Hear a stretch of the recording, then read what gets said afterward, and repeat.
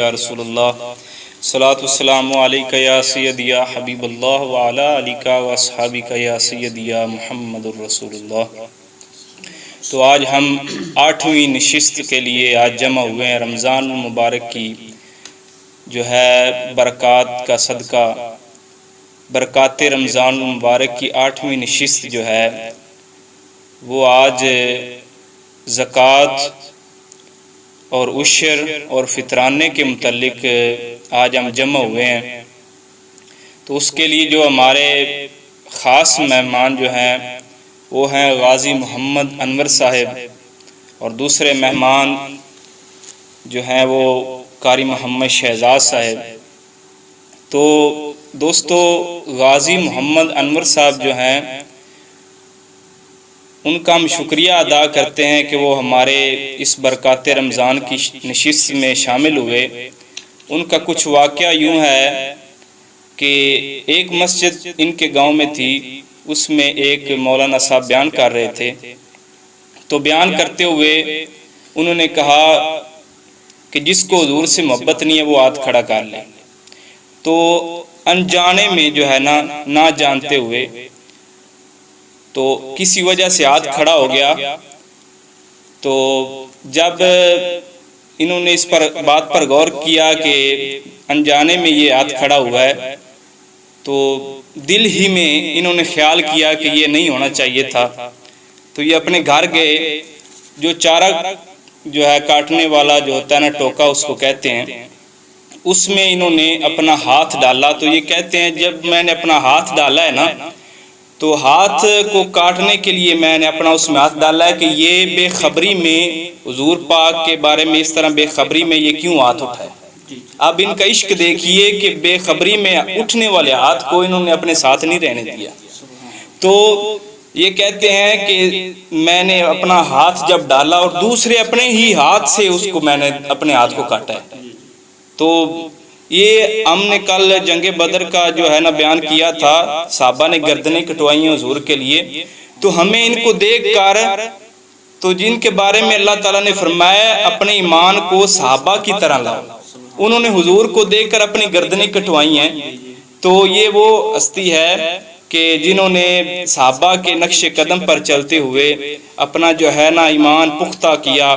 تو انہوں نے اپنا ہاتھ جو ہے نا وہ اس کو ٹوکے میں دیا اور دوسرے ہاتھ کے ساتھ اپنے ہاتھ کو کاٹ دیا۔ بے خبری میں نے گوارا نہیں کیا کہ یہ کس وجہ سے ہاتھ اٹھ گیا۔ تو انہوں نے پھر اپنا وہ ہاتھ جو نا کاٹا ہوا، خون بہ رہا تھا۔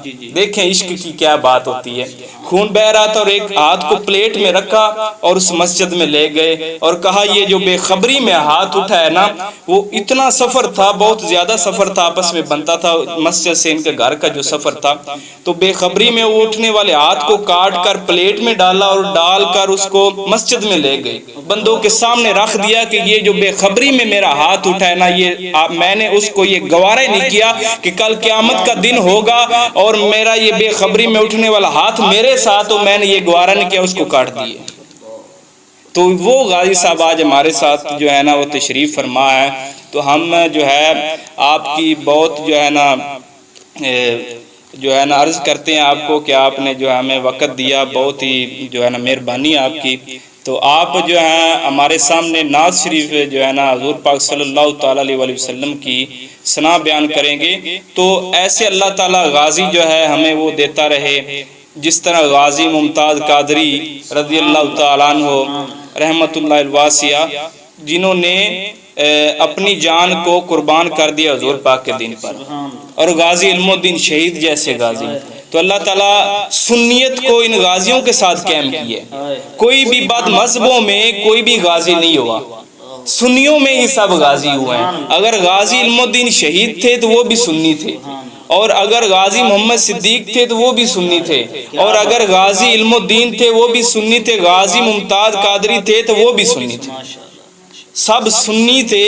تو سنیت میں اللہ تعالیٰ نے یہ عشق والا معاملہ رکھا ہوا ہے کہ ان میں یہی عشق والا معاملہ ہے کہ یہ حضور پاک کی طرف سے ان کو ہی فیض آتا ہے، یہ کہ جب بھی کوئی غازی بنے گا وہ سنیوں میں سے بنے گا۔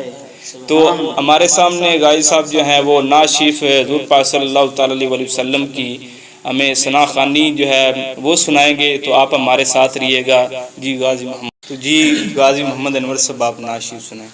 سب سے پہلے تو میں نہایت ہی شکر گزار ہوں مولانا بشیر صاحب کا کہ انہوں نے برکات رمضان پر جو یہ کام شروع کیا ہوا ہے، اللہ تبارک تعالیٰ اس میں مزید برکت عطا فرمائے اور انہیں مزید کام کرنے کی توفیق عطا فرمائے۔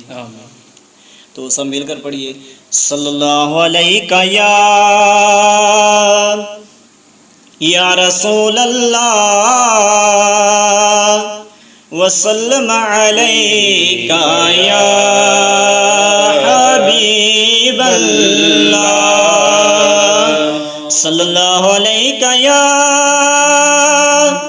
یا رسول اللہ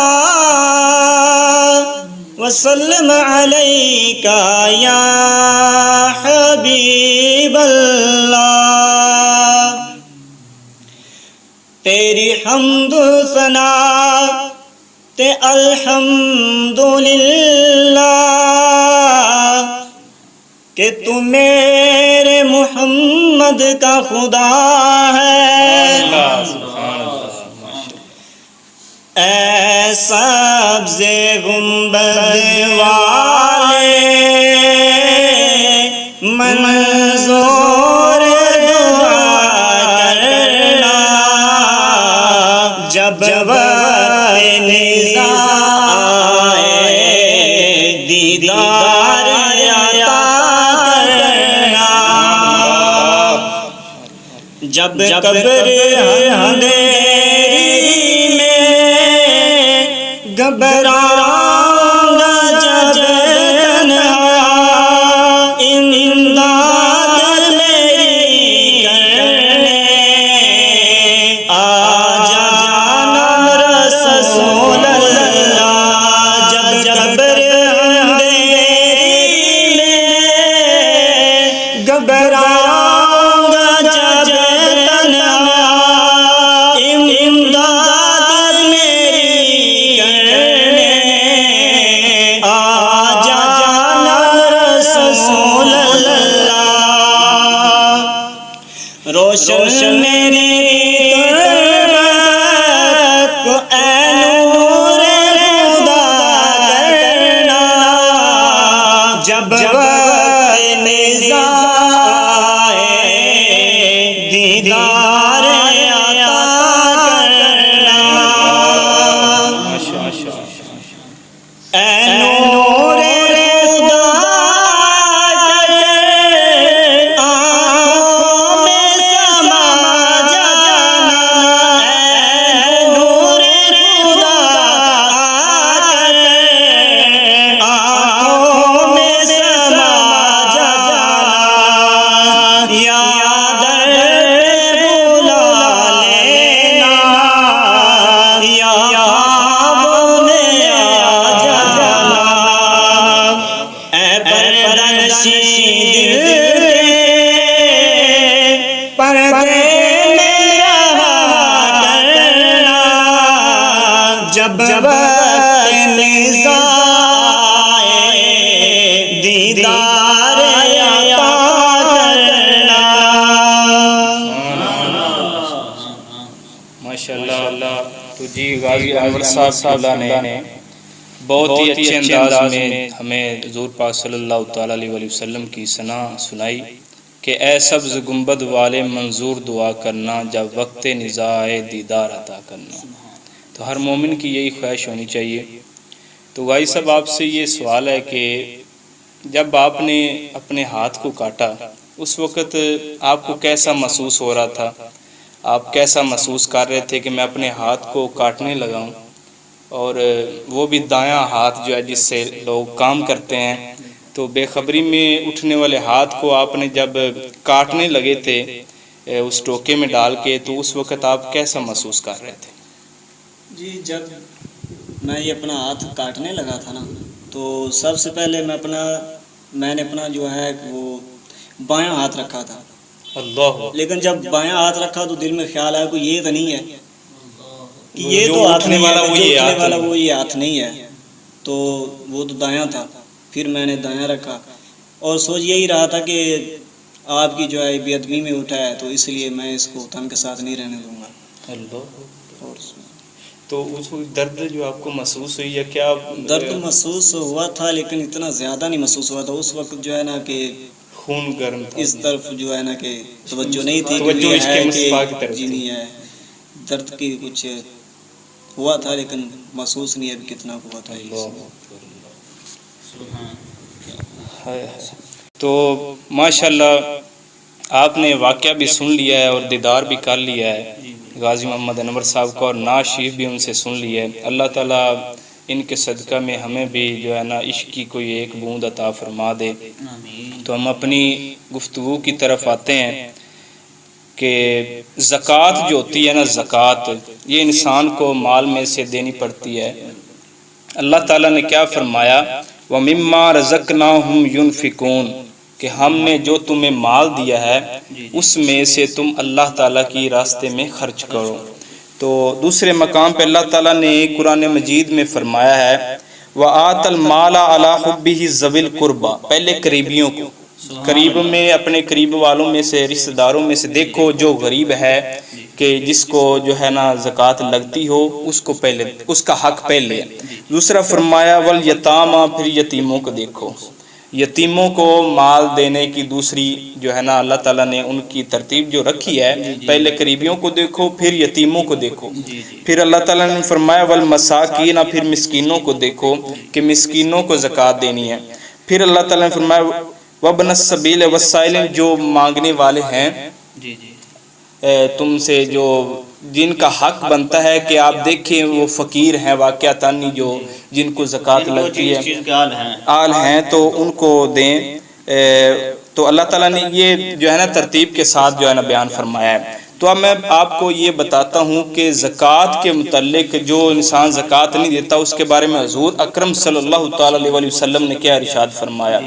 آج انسان اس سے بہت زیادہ غافل ہے، زمینیں جو ہیں اور انسان کے پاس مال جو ہے نا گھریلو وہ بھی جمع، اور بہت زیادہ انسان نے جمع کر رکھا ہے، اور اپنے اور بھی جائیدادیں بینکوں میں اور پتہ نہیں کس کس جگہ انسان کی ہیں۔ تو انسان اس چیز کا خیال نہیں رکھتا کہ جو ہے نا اس میں سے اللہ تعالیٰ کے راستے میں دینا یا نہیں دینا۔ اللہ تعالیٰ نے تمہیں یہ مال دیا ہے تو کم از کم جتنا اللہ تعالیٰ نے تم سے مطالبہ کیا کہ یہ دینے والی تو میری ذات ہی ہے نا، تو اس کے راستے میں تم دے بھی نہیں سکتے۔ زکوٰۃ کا معنی کیا ہوتا ہے؟ یہ زکوٰۃ سے نکلا ہے، اس کا معنی پاک ہونا۔ تو اللہ تعالیٰ اس کے ذریعے مال کو پاک کرتا ہے، یعنی جو میل کچیل ہوتی ہے اللہ تعالیٰ کیا فرماتا ہے کہ زکوٰۃ کا معنی ہوتا ہے پاک ہونا۔ تو اگر مال دو گے اللہ تعالیٰ کے راستے میں تو اس سے آپ کا مال جو ہے نا وہ پاک ہو جائے گا۔ تو میرے حضور پاک صلی اللہ تعالیٰ علیہ وسلم نے کیا ارشاد فرمایا؟ صحیح بخاری شریف میں حضرت ابو ہریرہ رضی اللہ تعالیٰ عنہ سے روایت ہے، رسول پاک فرماتے ہیں جس کو اللہ تعالیٰ نے مال دیا اور وہ اس کی زکوٰۃ ادا نہ کرے تو قیامت کے دن وہ مال گنجے سانپ کی صورت میں اس کے سامنے آ جائے گا۔ جس طرح کے گنجا سانپ ہوتا ہے اس طرح اس کے سامنے آ جائے گا، جس کے سر پر 2 چھتیاں ہوگی۔ وہ سانپ اس کے گلے میں توق بنا کر ڈال دیا جائے گا، پھر اس کی باچھیں پکڑے گا اور کہے گا میں تیرا مال ہوں۔ وہ سانپ کہے گا کہ میں تیرا مال ہوں جو تو نے دنیا میں کمایا ہے اور اللہ کے راستے میں نہیں دیا، میں وہ تیرا مال ہوں اور میں تیرا خزانہ ہوں۔ اس کے بعد حضور پاک صلی اللہ تعالی علیہ وسلم نے آگے آیت پاک ذکر کی، اور دوسری حدیث پاک جو ہے مسلم شریف کی ہے۔ 2 حدیث پاک اس وجہ سے سنا رہا ہوں تاکہ جو لوگ زکوٰۃ نہیں دیتے اور اس چیز سے غافل ہیں کہ یار اگر ایک گاؤں کے امیر لوگ اگر زکوٰۃ دینا شروع کر دینا تو قسم بخدا کہ جو غریب لوگ ہیں ان کو در بدر پھرنے کی ضرورت نہ پڑے۔ اگر وہ زکوٰۃ دینا شروع کر دیں، جو مالدار لوگ ہیں اگر زکوٰۃ دینا شروع کر دیں تو غریب لوگ گھر بیٹھے ہی ان کو کوئی پریشانی نہ بنے۔ اسی وجہ سے جو حضور پاک صلی اللہ تعالی علیہ وسلم کے صحابہ کرام تھے نا، انہوں نے زکوٰۃ کی اتنا تک بتایا کہ ابو بکر صدیق سرکار نے اتنی تعزیراً حکم فرمایا کہ جو شخص اگر رسی کے برابر بھی حضور کے دور میں جو زکوٰۃ دیتا رہا ہے، اب اگر میرے دور میں رسی کے برابر بھی نہیں دے گا تو میں اسے قتل کر دوں گا۔ اس طرح اور تو پھر دیکھیے اسلام کی اس حکومت میں کیا تھا کہ گھر بیٹھے ہی کوئی غریب بھی پریشان نہ تھا. زکوٰۃ دینے والے پھرتے تھے گلیوں میں کہ کوئی زکوٰۃ لینے والا ملے، لیکن ان کو زکوٰۃ دینے والا آگے لینے والا نہیں ملتا تھا. سبحان اللہ. اس طرح حضور پاک اپنا نظام چھوڑ کے گئے ہیں. زکوٰۃ لینے والا نہیں ملتا تھا، دینے والے بھاگ رہے تھے. ایسا نظام تھا. تو حضور پاک دیتے تھے، واپسی پھرتا پھرتا اسی گھر میں ایسا نظام بنایا ہوا تھا حضور پاک صلی اللہ تعالی علیہ وسلم. تو صحیح مسلم شریف میں رسول اللہ صلی اللہ علیہ وسلم فرماتے ہیں جو شخص سونے چاندی کا مالک ہو اور اس کا حق ادا نہ کرے تو جب قیامت کا دن ہوگا اس کے لیے آگ کے پتھر بنائے جائیں گے اور ان پر جہنم کی آگ بھڑکائی جائے گی اور ان سے اس کی کروٹ اور پیشانی اور پیٹھ داغی جائے گی. کروٹ، پیشانی اور پیٹھ اس سے داغ دی جائے گی آگ سے. جب ٹھنڈے ہونے پر آئیں گے پھر ویسے ہی کر دیا جائے گا. جب اس کی وہ کروٹ، پیشانی، پیٹھ ٹھنڈی ہوگی نا، پھر اسی طرح وہ دوبارہ داغ دیا جائے گا، اس طرح پھر آگ کے دن سے. تو یہ معاملہ اس دن کا ہے جس کی مقدار 50,000 برس کی ہے. ایک دن 50,000 سال کا ہوگا تو اس دن کیا معاملہ ہوگا انسان کے ساتھ. تو حضور پاک صلی اللہ علیہ وسلم فرمایا یہاں تک کہ بندوں کے درمیان فیصلہ ہو جائے، اب وہ اپنی راہ دیکھے گا، خواہ جنت کی طرف جائے یا جہنم کی طرف. یعنی زکوٰۃ دے کے جنت کی طرف جاتا ہے یا زکوٰۃ نہ دے کے جہنم کی طرف جائے. حضور پاک نے تو فیصلہ فرما دیا ہے. حضور پاک صلی اللہ علیہ وسلم فرماتے ہیں، تو یہ حضور پاک صلی اللہ علیہ وسلم نے انسان کو، مسلمانوں کو، مومنین کو جو ایمان لانے والے ہیں ان کے بارے میں یہ ارشاد فرمایا کہ جو زکوٰۃ نہیں دیتا اس کا یہ قبر میں جو ہے نا اور حشر میں یہ عذاب ہوگا. تو زکوٰۃ اب میں بتاتا ہوں زکوٰۃ کس شخص پر ہوتی ہے اور کون سا شخص جو ہے نا وہ زکوٰۃ قائل ہوتا ہے. جو شخص زکوٰۃ مسلمان پہلے ہو، مسلمان ہو، کافر پر زکوٰۃ نہیں ہوتی. ہاں جو مسلمان ہے اور مرتد ہو گئے، اسلام چھوڑ گیا نا، اس پر جو زکوٰۃ واجب تھی وہ اب ساقط ہو گئی ہے کیونکہ وہ مرتد ہو چکا ہے، کیونکہ شرط نہیں پائی جا رہی. دوسرا آزاد ہو، کسی کا غلام بندہ نہ ہو. تیسرا صاحب نصاب ہو. صاحب نصاب کون ہوتا ہے؟ جس کے پاس 7.5 تولے سونا اور 52.5 تولے چاندی ہو، 52 تولے چاندی ہو، وہ صاحب نصاب ہوگا. اور اس کے لیے صاحب نصاب کی جو ہے وہ صورت پائی جاتی ہے اگر سال میں کوئی ایک چیز بھی استعمال ایک آدھی مرتبہ بھی ہوتی ہے نا، وہ نصاب میں شامل نہیں ہوتی.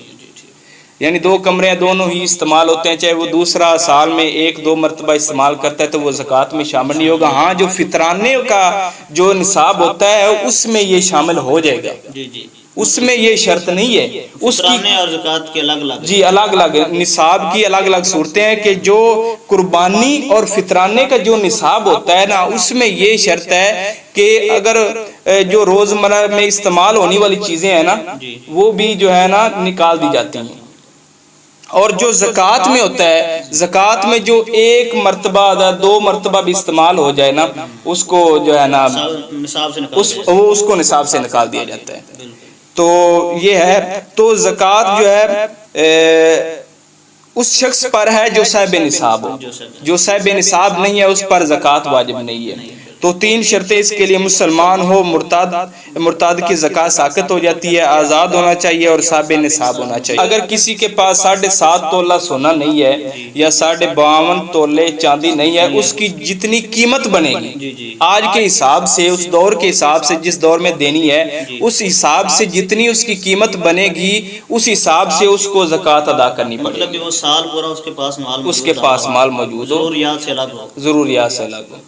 سال پورا اس کے پاس مال موجود ہے. ہاں یہ جو تجارت والا مال ہوتا ہے، تجارت کے لیے مثلا پیسہ آتا جاتا رہتا ہے، لیکن اگر ابتدائی سال میں اس کے پاس صاحب نصاب جتنا مال تھا، درمیان میں اس سے ختم اور انتہائی سال میں پھر اتنا آ گیا تو پھر اس کو زکوٰۃ دینی پڑے گی. اور کسی کے پاس قرض، اس کے اوپر قرضہ ہے اور اس نے قرضہ دینا ہے، اس کے بارے میں شرع پاک میں کیا ہے کہ اگر وہ قرض دے اور اس کے بعد اس کے پاس اتنا مال ہے کہ وہ صاحب نصاب بنتا ہے تو پھر اس کو جو ہے نا وہ زکوٰۃ لازم ہو جائے گی. اگر قرض دینے کے بعد وہ اتنا مال اس کے پاس نہیں ہے کہ وہ صاحب نصاب بنے تو پھر اس کو زکوٰۃ لازم. کا جو مسئلہ ہے وہ یہ ہے کہ माल में से 40वें हिस्से की ज़कात दी जाएगी। 40वां हिस्सा, अब किसी के पास 7.5 तोले जो है वो सोना है तो उसकी 2.25 माशे ज़कात 40वां हिस्सा बनेगी। अगर किसी के पास वो 52 तोले चांदी है तो 1 तोला 3 माशा और 6 रत्ती ये 40वां हिस्सा बनेगा। और अगर किसी के पास ये दोनों चीज़ें नहीं है, सोना और चांदी, तो उसके पास अगर कीमत है इसकी तो वो उस कीमत में से 40वां हिस्सा ज़कात दे देगा। तो अब जो है ना ज़कात का मसला हमारा हल हो गया। तो अब हम ज़कात के मुतल्लिक मैं अल्लामा शहजाद साहब से एक सवाल करूँगा कि जानवर जो होते हैं, मसलन ऊँट है, बकरी है, तो गाय है, किसी के पास ये चीज़ें मौजूद हैं, तो उनमें से वो कितनी ज़कात होगी एक जानवर की, या कितने जानवर हों उसमें वो इतनी ज़कात बनेगी? अगर जो इसकी यहाँ 2-3 सूरतें बनती हैं। जो अगर इंसान के पास पहली बात है ऊँट हैं, जी, वो उनके 5 ऊँट होंगे तो तब जो एक बकरी की ज़कात बनेगी, सही है, चाहे वो नर हो या मादा हो। इसी तरह अगर 5 से 9 तक है तो वो भी उस मतलब एक ही देनी पड़ेगी। जब 10 होंगी तो फिर 2 देनी पड़ेगी, 2 यानी हो जाएंगे, 2 हो जाएंगी। इसी तरीके से 15 हो जाएंगी तो 3 देनी पड़ेगी, 20 होंगी तो 4 देनी पड़ेगी। अगर 25 हो जाएंगी तो फिर उसके लिए ज़रूरी है कि वो 1 साल का जो है ना वो इनका मादा ऊँट हो जो है वो इसकी ज़कात दे दे। सही। तो दूसरा, ये तो आपने ऊँट के बारे में बयान किया है, तो दूसरा आपसे ये सवाल है गाय के मुतल्लिक, गाय अगर कितनी हो तो फिर उसकी ज़कात देंगे? उसके पास 30 गायें होंगी तो फिर उस वक्त जो है ना एक उसका बछड़ा देना पड़ेगा, चाहे नार हो या मादा हो, बच्चा हो या उसका मतलब है गाय। सही। अगर बकरियां जो हैं उनकी 40 होंगी तो उस वक्त उस पर ज़कात पड़ेगी। 40 से कम होंगी तो ज़कात नहीं पड़ेगी, 40 में से 1 देनी पड़ेगी। सही, माशाअल्लाह। यानी ऊँट के मुतल्लिक आपने ये बयान किया है कि अगर 5 ऊँट है तो 1 बकरी दी जाएगी जी, अगर 10 हैं तो 2, इसी तरह अगर 25 तक पहुँच जाए 1 मादा ऊँट दिया जाएगा जी, वो साल का। और गाय जो है अगर 30 गायें होंगी तो 1 उसका जो है ना बच्चा दिया जाएगा। और अगर बकरियां हैं उसके पास 40 तो फिर जो है ना 1 बकरी जो है ना वो उसको इस्लाम की जो है ना ज़कात के लिए उसको 40 बकरी में से 1 बकरी दी जाएगी। सही। तो माशाल्लाह ये है ज़कात के मसाइल आपके सामने हमने बयान किए हैं। तो इसका मुनकर जो है ना वो इस्लाम में काफिर है, इसका मुनकर काफिर है, ना देने वाला फासिक और कत्ल का मुस्तहिक है, और इसमें देर करने वाला वो गुनाहगार है। तो ये थी ज़कात का मसला। अब हम बताते हैं आपको उशर का मसला, कि जो उशर है ना वो माल में से जो फसल हुई है ना आपकी, ये ज़मीन में होता है, ज़मीनों में जो काश्त की जाती हैं फसलें, उस फसल में अगर जो है ना फसल जितनी भी है उसमें से 20वां हिस्सा निकाल दिया जाएगा और वो उशर दे दिया जाएगा। इसमें भी जो है ना उसका अहल है उसको दिया जाएगा। अब मसलन 100 मन गंदम हुई है 1 एकड़ में से, तो उसमें से जो है ना 5 मन गंदम वो निकाली जाएगी। 5 मन गंदम ये 20वां हिस्सा बनेगा। 5 मन गंदम वो है निकाल के वो किसी फकीर मिस्किन को दे दी जाएगी। ये उस सूरत में है जिस सूरत में ट्यूबवेल के जरिए पानी लगाया जाए। अगर बारिश के जरिए उसकी फसल पकती है, बारिश के जरिए उसकी फसलें पकी हैं, उसके जरिए अगर जो उसकी फसल हुई है उसमें से 10वां हिस्सा दिया जाएगा, 10वां हिस्सा दिया जाएगा।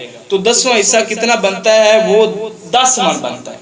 100 मन मसलन गंदम है, 100 मन गंदम है तो उसमें से 10वां हिस्सा दिया जाएगा। 10वां हिस्सा वो कितनी गंदम बनती है? 10 मन गंदम बनती है। क्यों? अब की है उसकी फसल बारिश की वजह से हुई है, इस वजह से उसको ज्यादा देना पड़ रहा है, क्योंकि उसने ट्यूबवेल का बिल अदा नहीं किया, वो बारिश की वजह से उसकी फसल पकी है। हाँ, अगर कोई ट्यूबवेल के जरिए उसकी फसल पकी है उसमें उसको बिल वगैरह भी देना पड़ता है। तो ला युकल्लिफुल्लाह नफ्सन इल्ला वुस्अहा, अल्लाह ताला जो है ना वो मुकल्लफ ऐसी चीजों को नहीं बनाता कि इस पर उसका पर बोझ पड़ जाए। तो अब वो कितना हिस्सा? वो 5 मन गंदम देगा, क्योंकि उसने ट्यूबवेल के जरिए अपनी काश्त की है। अगर बारिश के जरिए की है तो फिर 10वां हिस्सा, यानी वो 10 मन गंदम बनेगी, 100 की 10 मन गंदम बनेगी। और अगर ट्यूबवेल के जरिए की है वो 100 मन की 5 मन गंदम बनेगी। ये है शराब पाक, इसे शराब पाक कहते हैं। तो ये आपके सामने जो है ना उशर के मुतल्लिक बयान कर दिया। तो उशर के मसाइल में भी आज कल लोग नहीं पढ़ रहे, अपनी फसलें उसी तरह का फिर कहते हैं हमें नुकसान हो गया। अगर उशर दोगे तो अल्लाह ताला आपको ज्यादा फसल अता फरमाएगा। اور اب آ گیا فطرانے کا مسئلہ. جو فطرانہ جو ہے نا وہ 2.25 سیر گندم کا دیا جاتا ہے. جی جی. تو اس اعتبار سے دیا جائے گا جس اعتبار سے اس کے پاس جو ہے نا گندم کا ریٹ چل رہا ہے. گندم کا ریٹ 120 روپے ہے یا جتنا بھی بن جائے, تو اس اعتبار سے اس کو گندم کے اعتبار سے ایک سیر کے اعتبار سے 2.25 سیر کی جتنی قیمت بنے گی وہ کسی کو ادا کرنی پڑے گی. تو اب قربانی کا نصاب جو ہے نا وہ ہی فطرانے کے نصاب کی طرح ہے. فطران یعنی جو قربانی میں صاحب نصاب بنتا ہے وہی فطرانے میں صاحب نصاب بنے گا. اب فطران وہ آپ کو پہلے میں نے فرق بتا دیا کہ جو روز مرہ میں چیزیں جو ہے استعمال ہوتی ہیں وہ نکال کر باقی جو بچے گا نا وہ صاحب نصاب میں شامل ہو جائیں گی. اور اس میں فرق یہ ہے کہ زکوٰۃ جو ہے وہ عاقل پر اور بالغ پر ہوتی ہے. بالغ جو ہوتا ہے اس بچے پر بالغ ہو جائے تو اس کی زکوٰۃ جو ہے نا وہ فرض ہوتی ہے. ناسمجھ اور نابالغ بچے کی زکوٰۃ فرض نہیں ہے. تو یہ فطرانہ جو ہے یہ پیدا ہونے والے بچے پر بھی ضروری ہے. جو اس کا باپ ہے وہ اس کا مالک ہے اور اس کے تحت جتنے بھی افراد آ رہے ہیں گھر کے ان کا ایک بڑا ہے, اس کے تحت جتنے بھی افراد آ رہے ہیں سب کا فطرانہ ان کو دینا ضروری ہوگا. اور اگر وہ اپنے اس کے بیٹے جو ہیں علیحدہ اس کے جو ہیں وہ مالک مان رہے ہیں اتنا کہ ان کے پاس وہ مالک نصاب ہیں تو ان کو پھر علیحدہ دینا پڑے گا.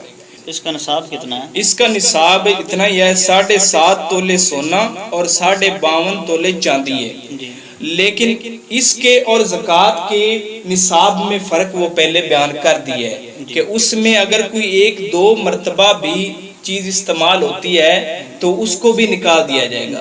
اس میں روزمرہ جو بار استعمال ہوتی ہے اس کو نکالا جائے گا, 1-2 مرتبہ والی کو نہیں نکالا جائے گا. تو یہ اس کی قیمت جتنی بنے گی وہ اس کا بھی فطرانہ اس کو دینا پڑے گا.